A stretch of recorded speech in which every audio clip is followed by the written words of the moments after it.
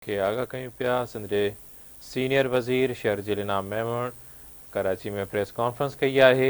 चवे थो त बंदिश पियल तंज़ीम जसमम जे सरबराह मोरे में 20 मई ते एहतजाज जो सॾु ॾिनो हो, जेको पाण मुल्क खां ॿाहिरि आहे। एहतजाज दौरान मुज़ाहिरीन सां गॾु डंडा बरदार माण्हू बि मौजूदु हुआ। शिर पसंदनि पुलिस ते पथराव कयो ऐं सूबाई घर वज़ीर ज़ियाल हसन नजार जे घर ते हमलो कयो। केमिकल वसीले बाहि ॾिनी वई।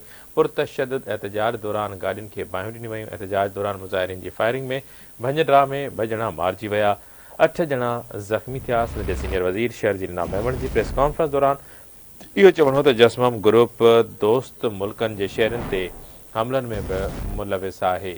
पुलिस जी कोशिश हुई त एहतजाज पुरअमन तरीक़े सां ख़त्म थिए। सोशल मीडिया ते कूड़ो मौक़िफ़ अख़्तियार कयो त पुलिस लाश न ॾिनो। क़ौम जमातुनि में कुझु सुठा माण्हू बि आहिनि। नियाज़ कालानी चयो त उहे पुरतशदद एहतजाज जी हिमायत नथा कनि, अहिड़ी सियासत ते यकीन नथा रखनि।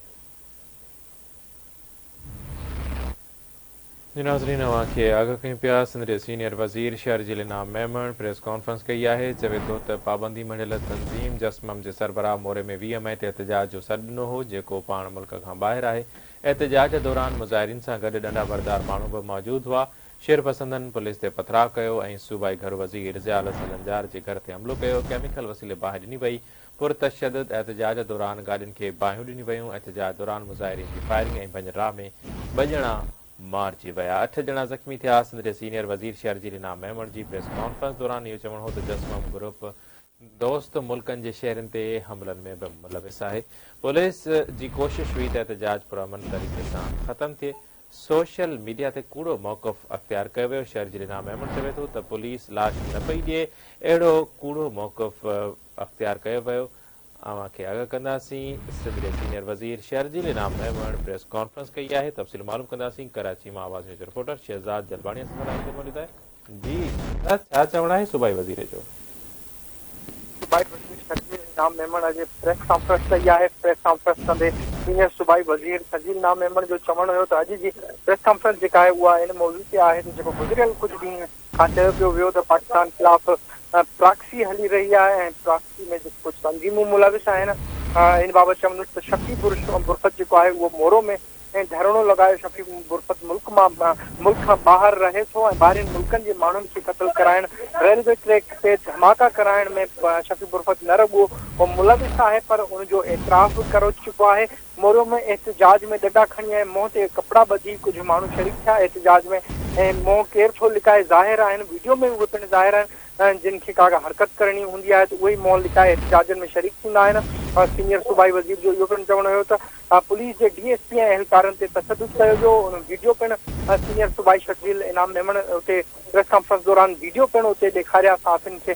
उनमें इहो सीनियर सूबाई वज़ीर जो चवणो हुयो त इन्हनि वीडियो में ॾिसी सघिजे थो त 2 तरफ़ी इहो जेको आहे जहिड़ो इहो न हुयो। पुलिस खे माण्हू मारीनि था, मुंहं ते कपिड़ा ॿधे ऐं हथियार बंदि जेके हुया कुझु माण्हू इन्हनि सां उहे पिणु बैकअप ते हुया ऐं धमाके वारो मवाद जेको आहे उन सां बि कुझु माण्हू जेके इन्हनि जे एहतजाज कंदड़नि जे बैकअप ते हुआ। जॾहिं त हुकूमत पारां ऐं पुलिस पारां लाश ॾियण जो चयो वियो, पर वारिसनि जेको आहे लाश वसूल न कयो। उनखां पोइ अदालत चयो त इन लाश खे जेको आहे हिकु समाजी तंज़ीम जी अॻवानीअ में दफ़न कयो वञे त पोइ उनखां पोइ पुलिस उहो कयो ऐं उनखां पोइ सोशल मीडिया ते इहा ॻाल्हि हलाई वई त जेको पुलिस आहे उहो लाश तहवील में वरिती ऐं ज़ोरी जेको आहे वारिसनि हवाले न पई करे, पर ईअं न हुयो। लाश जेका आहे उहा वकीलनि खे पिणु चयो वियो, कॉन्फ्रेंस अॻवाननि खे चयो वियो त वारिसनि खे जेको आहे उहा लाश ॾियण ते राज़ी कयो वञे, पर उन जे पोयां जेको आहे शफ़ी बुरफ़त जी जेका तंज़ीम आहे ऐं उनजे सबबु जेको आहे उन्हनि वारिसनि ऐं एहतजाज कंदड़नि जेको आहे उते लाश उहो वसूल न कयो हो ऐं उन लाइ हिकिड़ी प्रोपेगेंडा पिणु जेका आहे सोशल मीडिया ते हलाई वई। वधीक सीनियर सूबाई मेमण शर्जील इनाम मेमण इहो पिणु चयो त जेको डॉक्टर कादर मक्सी जेको ऐलान कयो आहे त जेको उते जेको फोत थी हुई जंहिंजी लाश दफ़नाई वई आहे फानली गाड़ी जी, त उहो जेको आहे ऐं उनजी लाश सां ईअं न करे ऐं जेको आहे उनखे पहिरियां इहो सोचणु घुरिजे ऐं संजीदा थियणु घुरिजे त उनजे पोयां सबबु कहिड़ा आहिनि ऐं कहिड़ा हथ आहिनि।